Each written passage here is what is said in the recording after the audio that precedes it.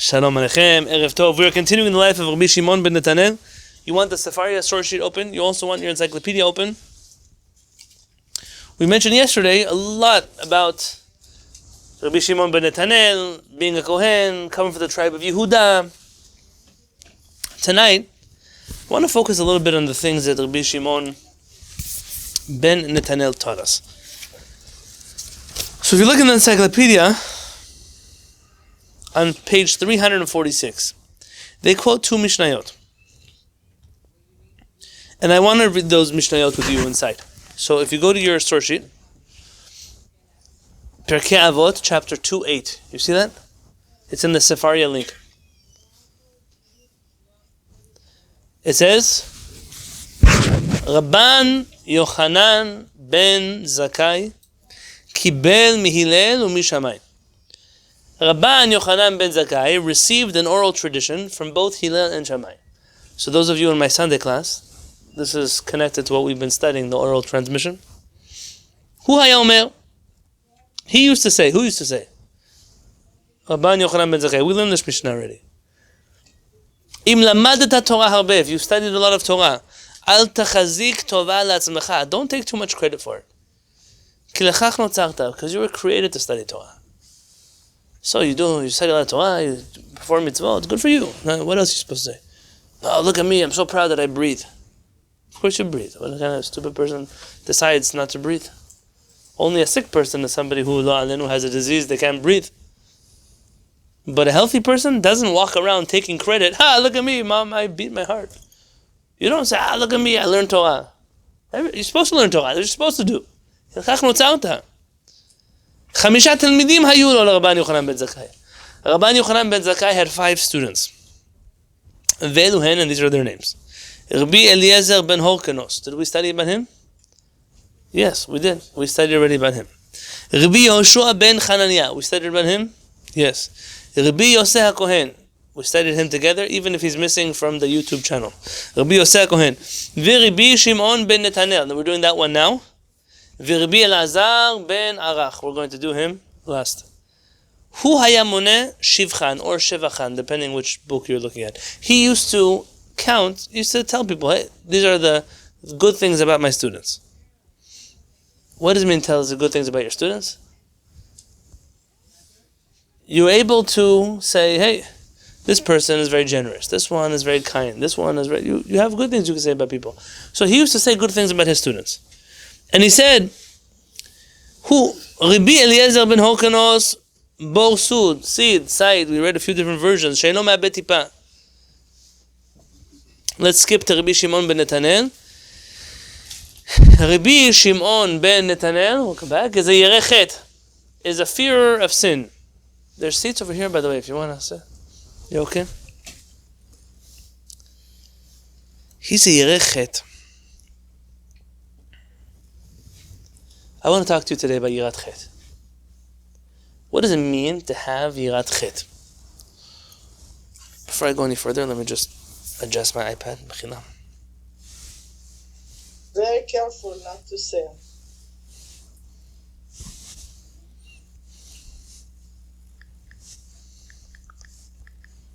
Pastor Mizrahi comes to mind. I don't want to talk about that on camera.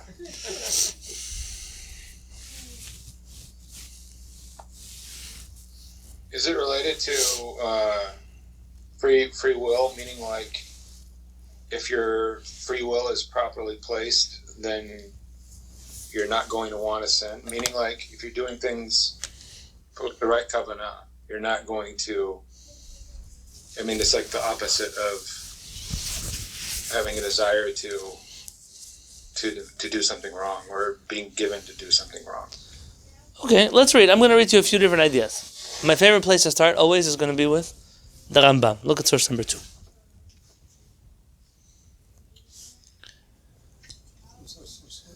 Source 2. The Rambam on his commentary here, and I don't think this is Rav Kapach's translation, but I am not certain. I don't have a hard copy now in front of me. Rabbi Yosef praises his students, and he tells Rabbi Shimon, Shibach birat chet. He praises Rabbi Shimon with fear of sin. What does that mean? But the word chet, let's talk about it for a second. I know, do you want to tell them just to... Yirat chet is the word that we use in English. We say sin, iniquity, chet, avon, pesha. What do all these words mean? They don't have English translations. Whenever I start using English words for these kind of things, I sound like I'm a Christian reading the King James version of the Bible. Okay, I don't know the difference in a sin and an iniquity, I don't know. A chet is a chet, a pesha is a pesha, an avon is an avon. All of these things are different categories. So what is chet? I'll translate. You want to use sin, we'll use the English word sin. Okay? And I hope that I'm not saying anything wrong because I don't know what the English word sin means. So what is that? Zrizut v'hishtadlut b'inyane iskeh hatov u'shmirato mira. Yirat chet is zrizut. In English they say alacrity. You know that word? I never understood why you translate Hebrew words to English words that nobody knows. What's the point of that? It's like tefillin are phylacteries. What is a phylactery? Which American guy walking on the street knows what are phylacteries? Okay, there can be a few like Bible thumping Christians. They know phylacteries. Jesus had phylacteries. I understand, yeah? But everybody else doesn't know the word phylacteries. So why translate it as phylacteries? But you can just say tefillin. At that point, nobody knows what the word means anyways. Yes? At least tzitzit. How do they translate tzitzit? Fringes. Okay. At least fringes. I can guess they say fringes are like, okay, fringes are things that hang down on corners of clothing. That's what I can almost understand. Yeah. Zev, there's room for you right here. Moses, maybe you'll move over one. And in this situation, zrizut means to be very motivated, to work hard, to be fast. Binyane iskeh hatov, to do good things. So what is yireh chet? Someone who fears sin is someone who spends their time and energy doing good things. The first thing I heard when everyone was trying to define yirat chet, they were trying to tell me what people are avoiding. Rambam is giving you a positive definition first. People who try to do good. On top of that, shmirato mira, he's trying to stay away from doing things that are bad.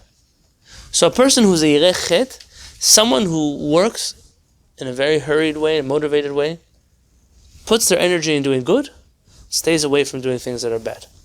Are there people who do good but also do bad? Yes, of course. Are there people who do a lot of good while at the same time doing bad? Yes. Absolutely. But they don't have yirat chet. They think, perhaps, that the good that they do covers up for the bad that they do. Or it compensates. Or maybe they don't even realize that it's a contradiction. That's fine. I'm not talking about people that are struggling. But when we say that someone has yirat chet, what we mean is that they try to stop doing bad on top of the fact that they're doing good. There are a lot of people who do good. You know, Hezbollah. You know who they are? Yeah. The Hezbollah. They are the number one providers of soup kitchens, orphanages, senior homes, chesed services. Yeah, they're our neighbors north of Israel. They also spend a lot of their time throwing rockets over, killing civilians, kidnapping soldiers. Oh, they do a lot of stuff like that too. So you can't be a yireh chet when you're a Hezbollah. Yeah, you can do good things. But at the end of the day, if your hands are doing bad things at the same time, you can't qualify as yireh chet. The Rambam is telling you there's two sides to yireh chet. I don't remember which class. I recently mentioned this in. Could have been yesterday, could have been Shabbat. I have no clue. David HaMelech says, Sur mera ve'aseh tov. Leave evil and do good. I mentioned there that in order to do good, a person has to leave evil. There are many people who, in the midst of their evil, are trying to do good. There's a Hasidic Rebbe who once explained that there's a farmer, he steps outside of his house into a puddle of mud, but he has brand new boots. And his wife upset him, why did you get the new boots dirty? So here's what he does. He says, throw me a towel. And he picks up his right boot and he starts cleaning the boot. So now he has to clean the left boot. So what does he do? He puts his boot back in the mud and cleans the left boot. How long do you think he's going to be sitting there cleaning his boots? You can't clean your boots until you're out of the mud. Now, is there value in doing good while you're doing bad? Of course. No one's going to take away from people that just because they're bad, they shouldn't try to also do good. It doesn't help me, though, when Adolf Hitler, Yamach Shemov Zicho, was an animal rights activist. It doesn't matter. Yeah, it matters maybe to some animals. But nobody's going to say, let's award him with a Humane Society award, because at the end of the day, the guy was a mass murderer. You have to avoid evil in order to do good. Rabbi Shimon Ben Netanel is being praised that he has both qualities. There are a lot of people who do good, but he leaves evil in order to do good. This is the Rambam's understanding of what it means to be Yerechet.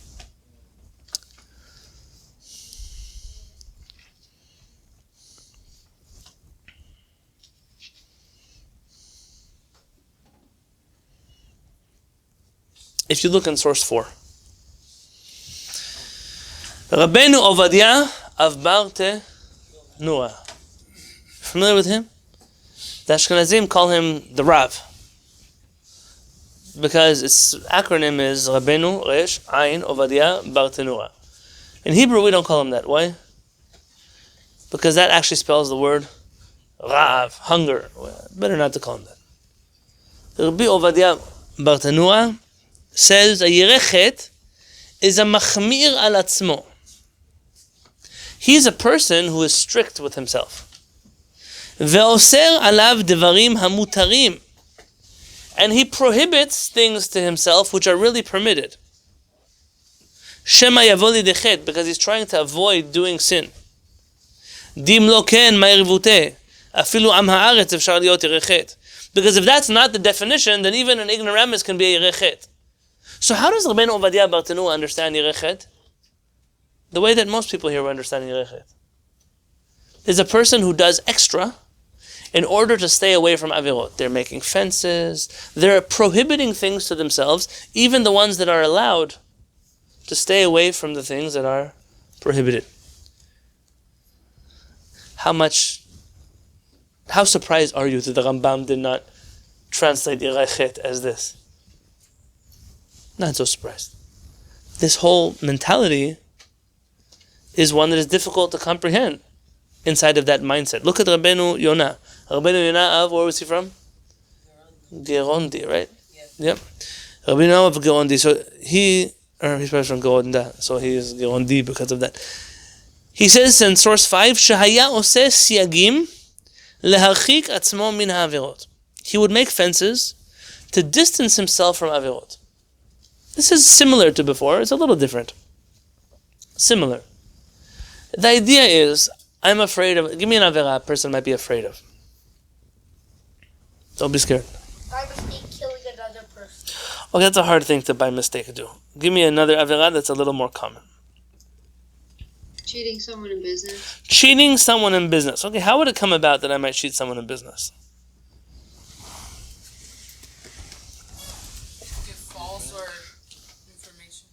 Give false information. Okay, give me an example. Stocks, you tell somebody to invest and inevitably the stock fails. Let's not talk about stocks. Stocks is not business. Stocks is legal gambling. Let's talk about a business. Scamming somebody. So we don't want to cheat someone. So give me an example of some way you would cheat someone in business. I know. Like making false checks. How about I know? Okay. You could trick somebody. You tell them you hire somebody, and then you don't do anything. It's a scam for the store. Like they're scamming people to come work at the store. I don't know. When somebody controls something to car trade, for example, and the person on the car trade don't have a license, and then they say, okay, let's do it. How much? I'm supposed to 2,000. Okay, let's do it. When they finish the job, they say, what is your license? I told you before I don't have a license. Okay, so I don't have to pay nothing. You go in the court and the judge say, what is your license? I don't have it. So Okay, fine. Let's use these examples here. Tell me now how you would be extra strict. What would you do extra to make sure that these things don't happen? Administrating. And a written paper. Okay, so make sure you have papers that are written, that are okay. See, I wouldn't consider any of those things stringencies, because those are all things you should be doing in the first place, For no? example, like, and they used to do it, this is a real story, they used to do it before, like back then in Madeira, when contractors, or like, especially contractors, they will like basically put a dead, they used to call it, so they would say there's like 5 other people working, but those Social Securities that were not working, but they were still paying those 5 people, the employer was still... Okay, so we're all talking about good scams and cons that people are up to. Here's an example. I'm afraid of... Tell me an avera. Which avera are you a person is afraid of? Violating. Breaking Shabbat. A person is afraid of breaking Shabbat. That's an example. What wrong with it? That's why I'm choosing it. What's their fear? What might they do on Shabbat?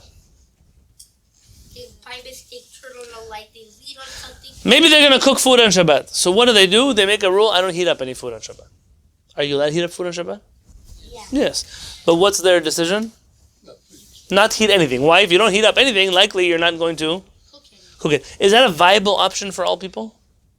No, but it's a certain type of yirat chet. I'm too scared that I might do an avera. Because of that, I make fences for myself. Now, what's the counter argument to that type of behavior? Okay, without insulting the Karaites. Okay, you're going to lose out on the enjoyment of Shabbat. There's for sure that element to it. Okay, you might violate the biblical prohibition of adding to halakha. My friends, that is a very complicated subject, because to violate that prohibition, there has to be something that is done that actually violates that prohibition. And this might not qualify. It could, but might not. Let me tell you, for what reason is there halakha if we don't follow it? The halakha says you can do ABC. Your reason for not doing ABC is because of X, Y, Z. But what does that have to do with it? This mentality of avoiding things because it's better not to, because it might lead you to, because it has been abused tremendously in contemporary Judaism. And I think, Sounds like you're making a fence for yourself, but I thought that you aren't allowed to really make fences, that the rabbis made those fences. So I want to pick up on a key word here that was in source 4 of Rabbeinu Ovadia Bartenura. And that is that Irat Chet, he says, cannot be done by an ignoramus. Yeah, there's something here that is done by a pious person. Do you remember the first chapter we studied together of Rabbeinu Avraham ben Rambam's Guide to Serving God? Hamaspik Lovdei Hashem. You know that's not the first chapter, that's the third chapter, but we lost the first chapter, the second chapter, and most of the third chapter. Rabbeinu Avraham, the son of the Rambam's books, most of them are lost. We have a commentary of his on Bereshit, a commentary on Shemot, and we don't have none of the other Chumashim. They're all lost. And when you read those commentaries on Bereshit and Shemot, you realize, wow, if only we had the commentaries in Vaikra, Bamidbar, Devarim, we might understand half what's going on in the Torah. But we don't have them. Instead, we got all kinds of other books that last night I told you not to read. So, Rabbeinu Avraham ben Rambam said, there are 2 paths to serving HaKadosh Baruch Hu. Do you remember this? The common road and the higher road. Matityahu, thank you for being around here. Though I don't even know that you were with us back then, so I'm impressed that you remember. I watched the videos and I went through the book. Baruch Hashem. Ashrecha v'ashrecha elkecha. So, Rabbeinu Avraham ben Rambam says there are 2 roads in Judaism. There's I'm going to use English words, okay? The common road and the individual road. Common meaning that all Jewish people are obligated to observe 613 mitzvot on the most basic obligatory level. There's an individual road, which is a road for Hasidim, for pious people. You can call it extra levels of observance if you want. Usually it's a qualitative difference and not a quantitative difference. But you're only allowed to go on the special road if you have completely mastered the regular road. But what he says, if you're not wearing tzitzit on clothing that requires tzitzit, it doesn't matter that you're wearing sackcloth and you're fasting. They're not going to help you anything if you're not fulfilling your basic obligations. If you're so careful about all kinds of things in your mouth, but you're not careful about basic things like Lashon Hara, so what's going to help you? So you have to first fulfill everything on a basic level. Only then can you start to do extra things. When a person tries to be a chassid before they are a regular Jewish person, they're bound for failure, and it's not allowed. I once gave a class, you can find it on YouTube. Judaism is not a democracy. You don't get to decide to be extra strict at Shabbat when you're still not keeping the rest of the halachot in the Torah. You still speak Lashon Hara? You still don't eat kasher food? You still cheat people in business? You still lie in your taxes? You don't get to keep extra Shabbat. It doesn't work that way. You don't get to now keep Rabbeinu Tam Shabbat. Rabbeinu Tam. You don't keep Moshe Rabbeinu. How are you going to keep now Rabbeinu Tam? It's a good line. I should market that line. Yeah? So we are living in a Judaism where a lot of the chumrot are fake. They don't count for anything. You can't do extra till you do what's regular. I think that's what the Rambam was trying to tell us here in the first place. Yeah. So being strict doesn't mean that you know anything. It's a sign of ignorance, actually, for many people. So this is what the Rambam, I think, is trying to set the stage. Rabbi Shimon Ben Netanel is doing good, but it's because he's avoided already doing all the bad.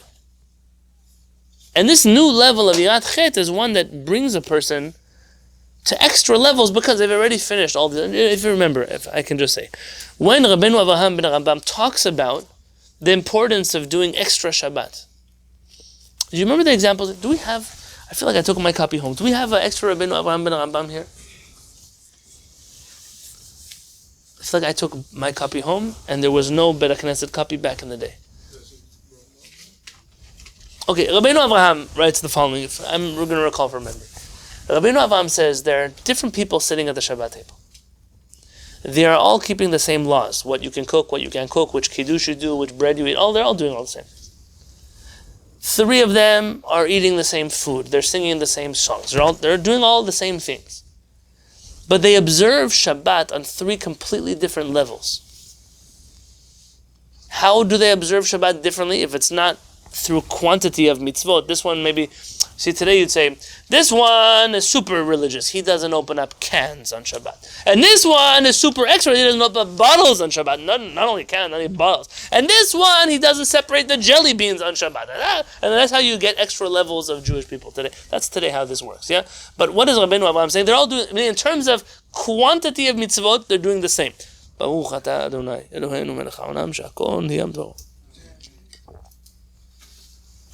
So what's the difference? What are the different levels? They must be quality. The quality of the mitzvah. One person is doing everything they have to do. He does kiddush, he does hamotzi, sings with his family, believes in Hashem. But how much is he conscious of what is Shabbat?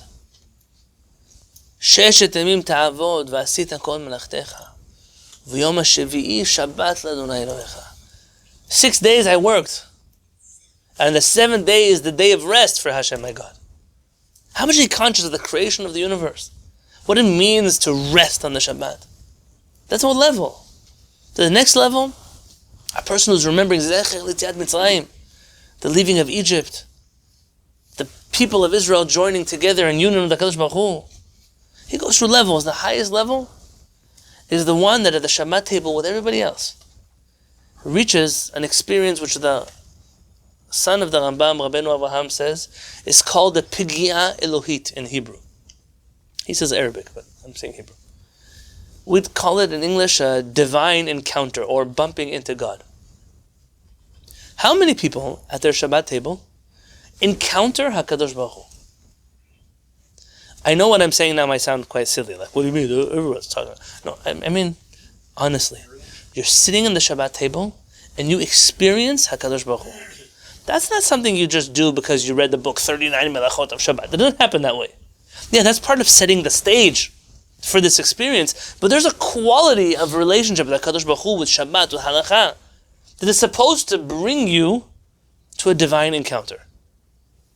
There's a mistake that is made in the world that because the Rambam is not a Kabbalist, and forgive me if I'm bursting your bubble, I know that many New Age Jews would like to convince me the Rambam was a Kabbalist. Let's not delude ourselves, okay? You can believe all kinds of things, but there's some things you can't believe. For example, right now, it's nighttime in San Diego. No matter what you believe, it doesn't matter. It's still nighttime in San Diego.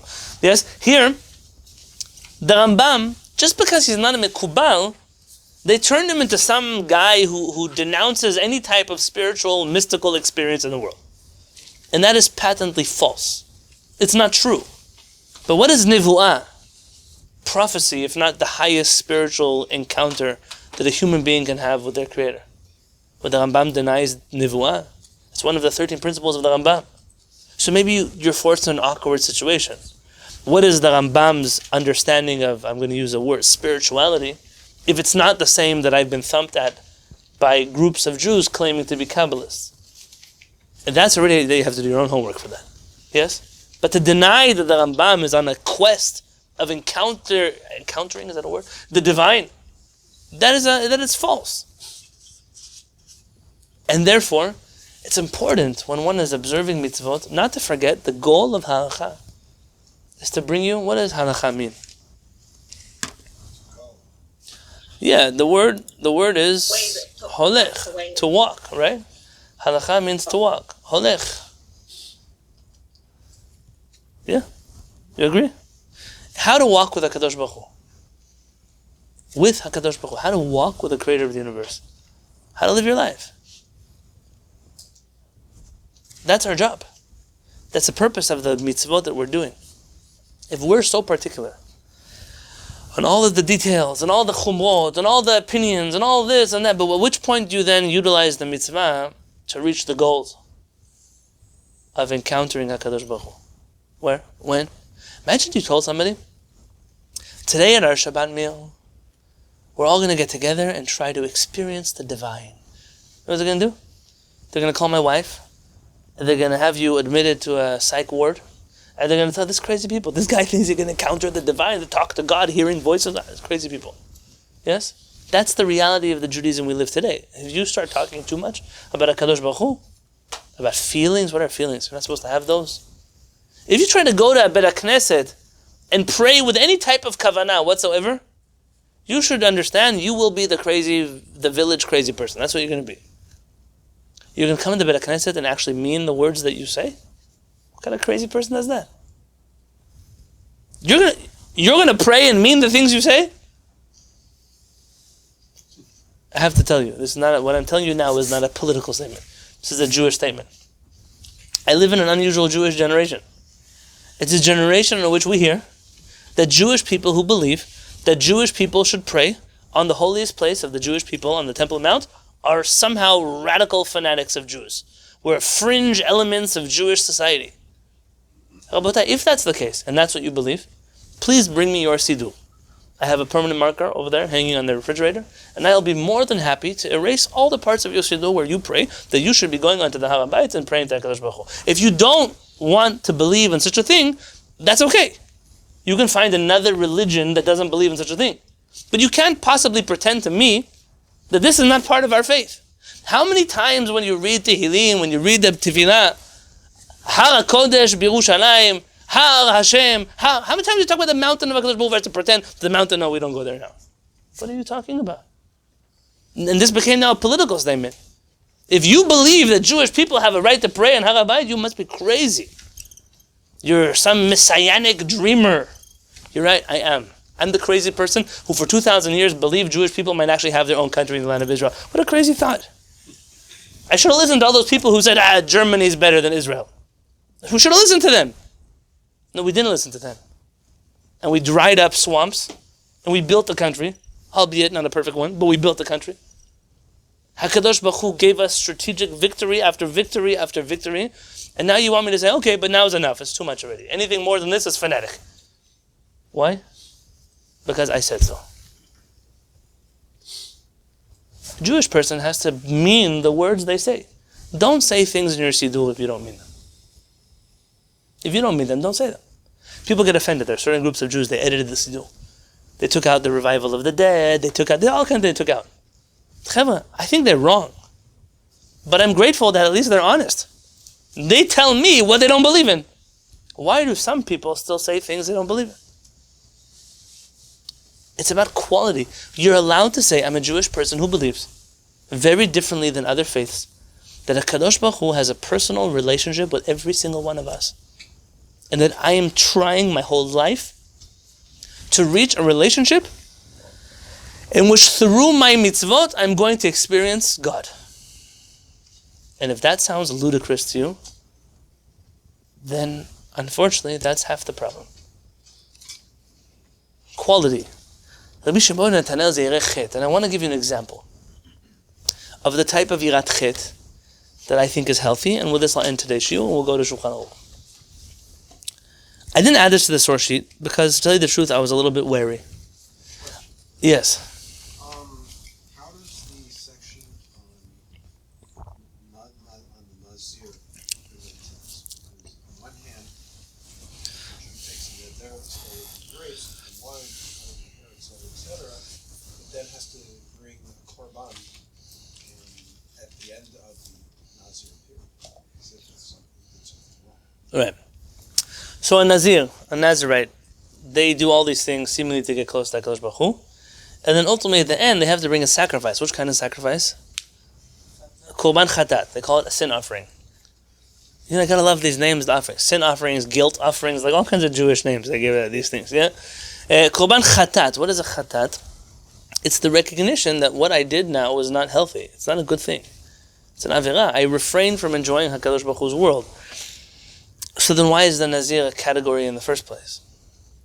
And I think that if anybody can answer this question, it's going to be Zev. Because the Rambam tells us that sick people need medications. But if we give medications to healthy people, they'll become sick, ultimately. Right?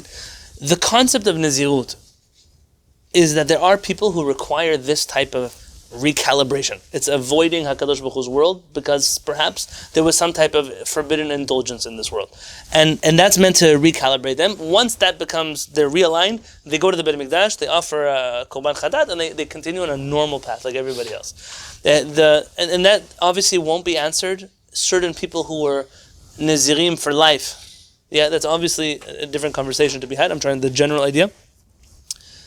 And that's with most things. A person who knows they struggle with a certain avirah, and they're therefore very strict about it, that person is aware that I have a deficiency. Because of that deficiency, my medicine is to extremely avoid something. But that's not healthy. Somebody who struggled with alcohol, and now they can't even touch alcohol. It's not, I don't know what they say in AA, I'm not an expert in contemporary mental health. In my understanding of the way our Chachamim view the world, it's not a healthy place to be in that a person can indulge even in Kiddush wine. But that's the whole point. The point is this person is aware I'm not healthy. I'm not in a healthy place. And therefore I have to avoid things that other people can do because I can't do it anymore.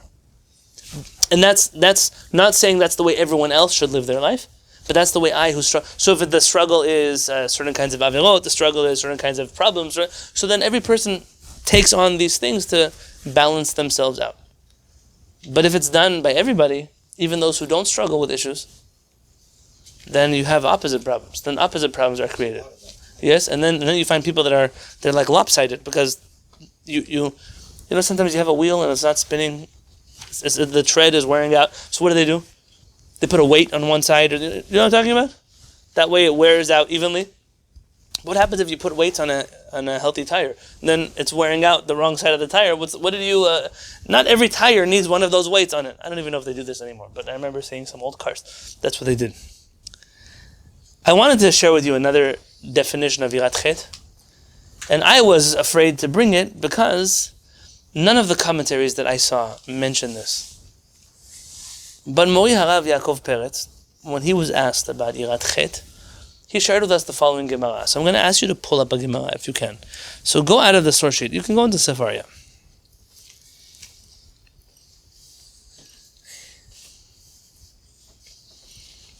And if you can go to Talmud Bavli.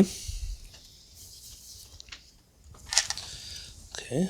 So go Talmud. Click Sota. So Sota will be in Seder Nashim. And go to page 22b. B, A? Sorry, could you say that again?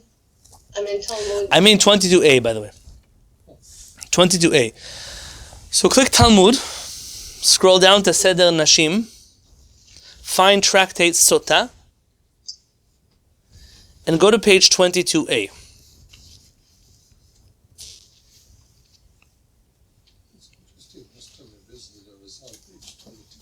Yep.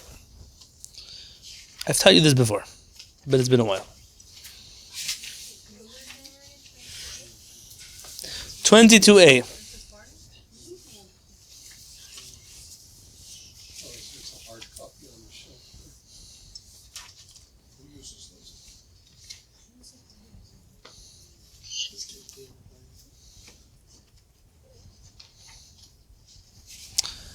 I'm in subsection 9 if you're using Sefaria.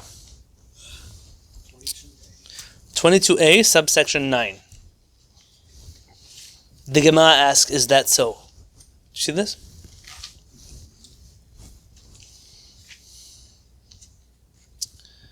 Rabbi Yochanan is the chief rabbi of all the rabbis.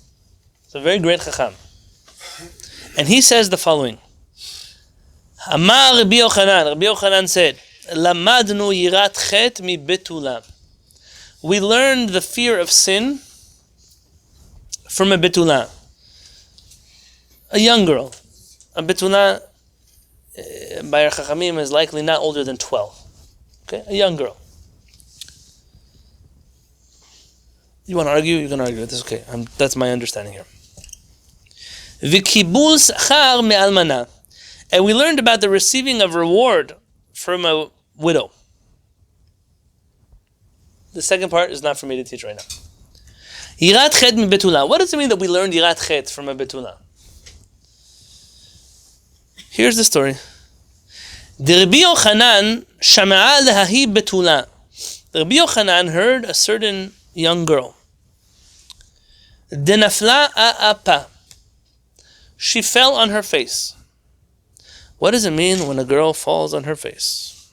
You fall down and face first. Yeah. Prostration.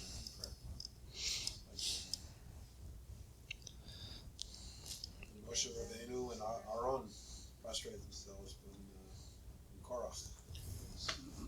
So it's a way in which Jewish people pray.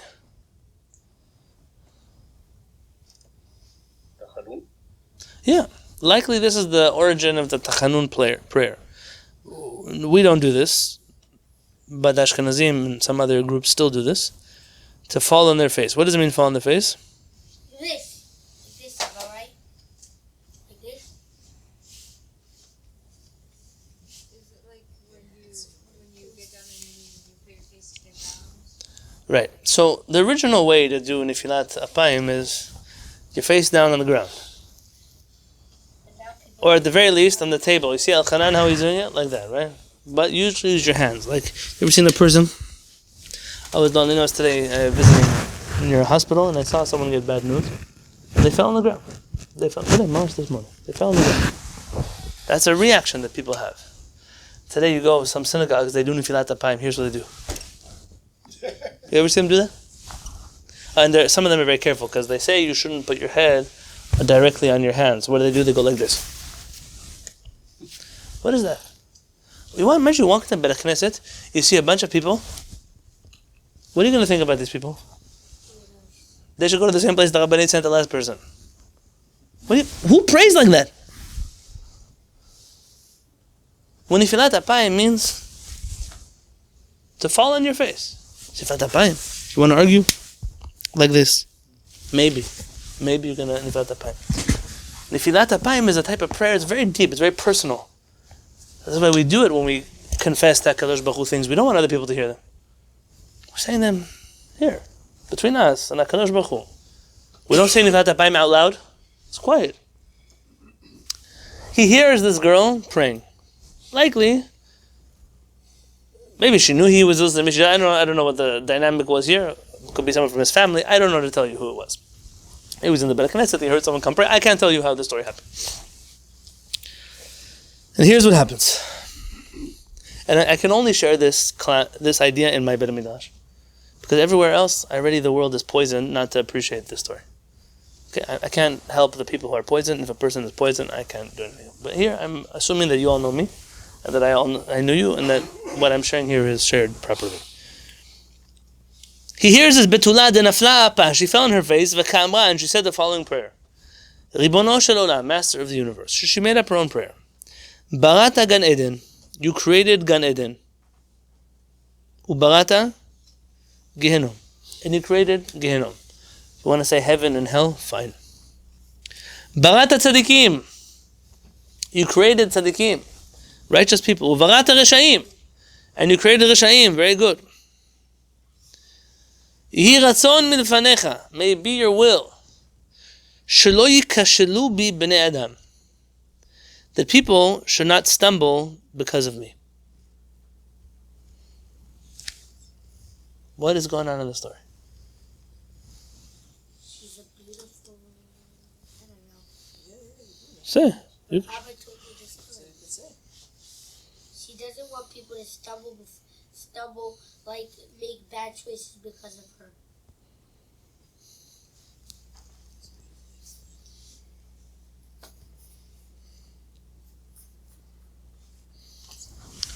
She knows that she's beautiful. She's afraid that people are going to see her and do avirot because of her. And I told you already, if this is bothering you already, then this is the way the world has programmed people. And she has a prayer. The prayer is, HaKadosh Baruch Hu, please don't allow people to do anything wrong because of me.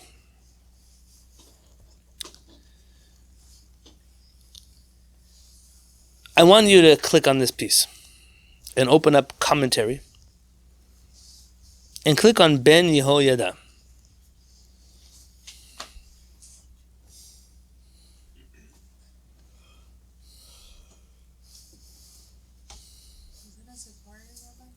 Yeah, in Safari, you just click on that paragraph.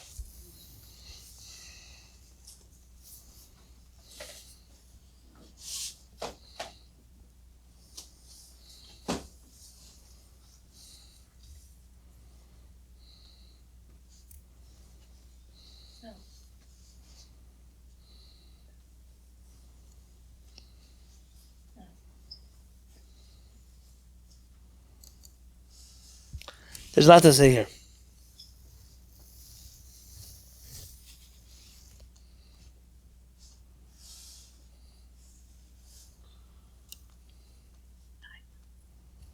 Let's look at the first commentary of the Ben Ish Chai. It's called Ben Yehoyada. That's the Ben Ish Chai. That's Rabbi Yosef Chaim's commentary on the Talmud. Hiksha Rav Petach Einayim Zal. The Rav Petach Einayim. Who's Petach Einayim? Who wrote the book Petach Einayim in the Talmud?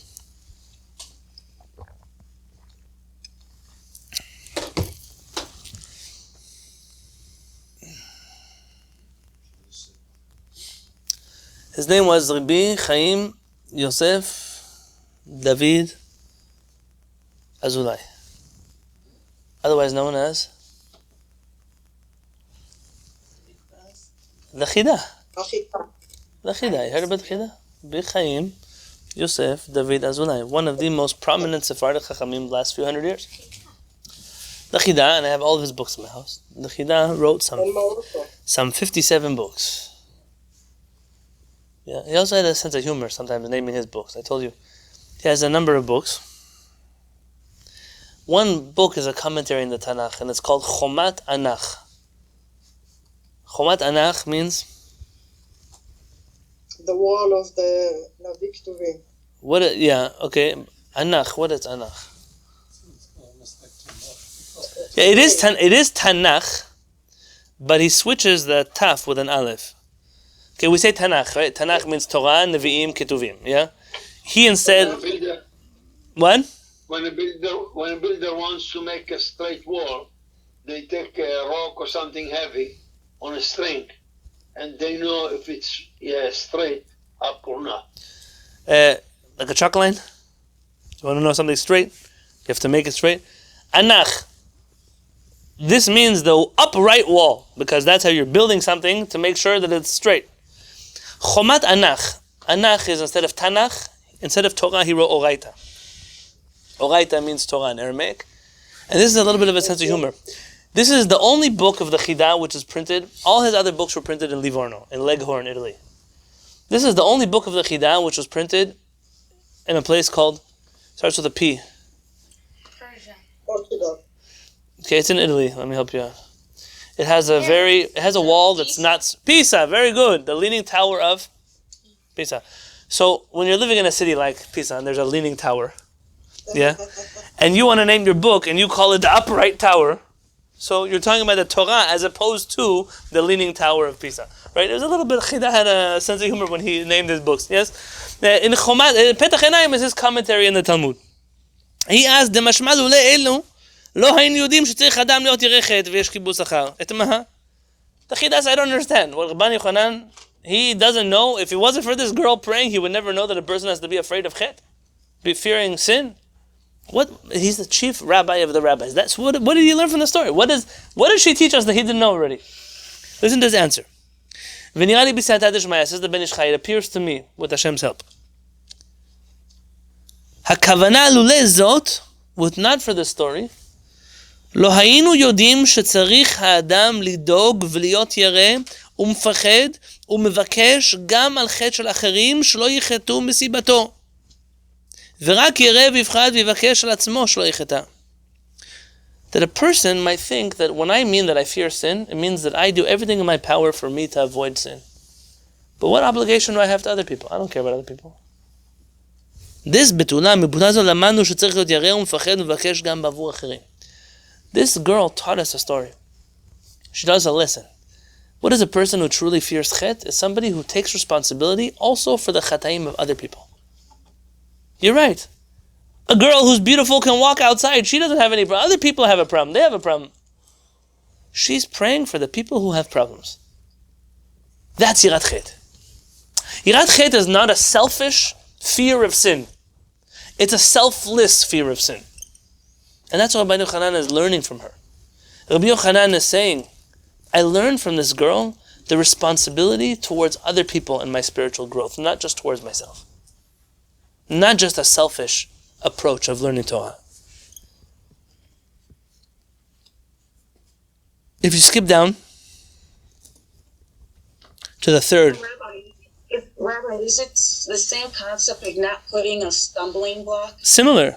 In front of someone? Similar, but what are we going to ask for her to do? She should just live at home?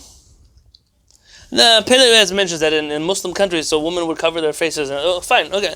But what do we expect from a woman to do? She's beautiful. So she has to worry she can't walk outside because people are going to do chataim. What can she do? She's allowed to walk outside. She's a free person.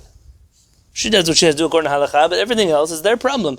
She's worried about the people who have their problems. The Ben Ish Chai makes it a little more personal. If you look in the third section. Hiksha Marsha, the Marsha asks, but the Marsha was a brilliant Ashkenazi rabbi who explained much of what was going on in the Talmud and the Agadah. A few hundred years ago, the Ashkenazim stopped studying the Marsha almost exclusively. The Chazon Ish wrote about them from the day that the Ashkenazim stopped studying the Marsha was the day that Torah was destroyed in Europe. It's a very important commentary. He says, if she's praying, there's heaven, hell, there's good people, bad people, maybe Hashem, you shouldn't make me stumble because of other people. Why is she not praying for herself? Before you pray for other people, pray for yourself.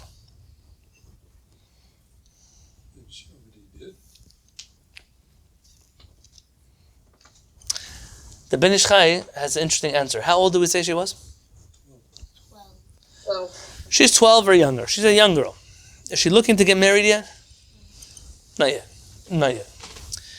ונראה לי בסייעתא דשמיא התפילה הזו הייתה ראויה לה מפני שהיא בתולה שעדיין לא נישאת, ודרכם של בחורים לחזר אחר בתולות לראותם כדי לישא אחת מהם. That really it's the way that the boys are going out to look for future wives. And though she wasn't looking, there were definitely people who were looking at her. There's a halakha that says, tell this to the makers of Fiddler on the Roof, דאסור לאדם לישא אישה עד שירנה. In Masechet Kiddushin, page 41a, our rabbis legislate, it is forbidden for a man to marry a woman that he does not know, he hasn't seen her before. You can't show up to an arranged wedding at the chuppah.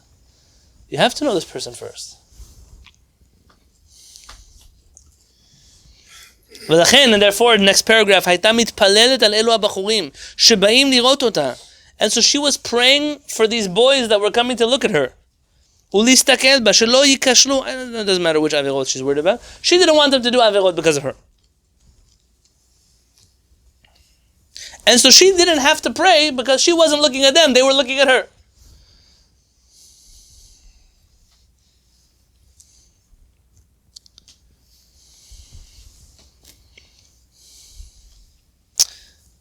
But he gives you a different answer. Scroll all the way down to the bottom. Vihine, yeah, same Ben Yehuda, but all the way down. Last paragraph. Vihine, lefi havanat Maharsha Zal tiretz beni didi kvod harav Yaakov. The Ben Ish Chai quotes here a commentary from his son, Rabbi Yaakov.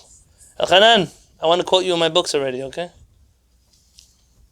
He quotes from Rabbi Yaakov, his son. De'amur rabotenu zal, our rabbis tell us in Masechet Bava Kama, כל המתפלל על חברו והוא צריך לאותו דבר הוא נענה תחילה. That anybody who prays for their friend and they need the same thing, they get answered first. Two sick people pray for each other, they get answered because they prayed for somebody else. Our teacher showed us something like this week. When Abraham, or we're learning, every year we learn just 1% of the whole year. So when Abraham goes to Abimelech, he prays for Abimelech to have children, and then he has children. Very good. Because when you pray for someone else, HaKadosh Baruch Hu blesses you with the same thing.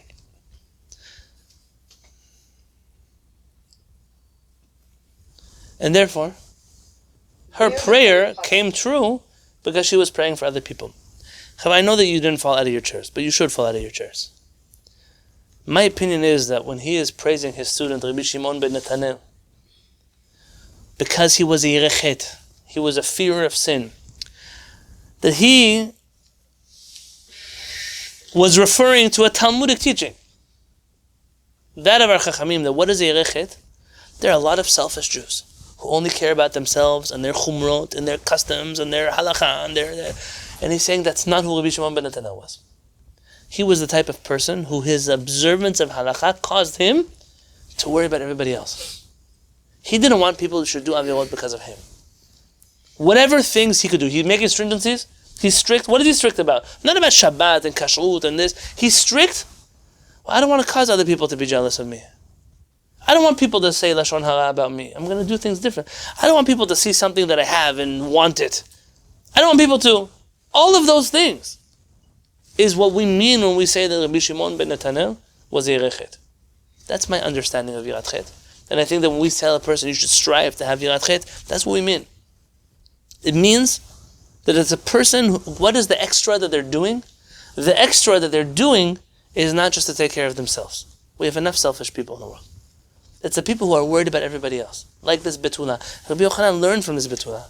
This is a girl who's allowed to live the life she lives, and she's still concerned with everybody else around her. She's not selfish. This is the same thing about Rabbi Shimon Ben Netanel. Do you accept it? Fine. If you don't accept it, you're allowed to not accept it. But B'ezrat Hashem, that's what I wanted to share.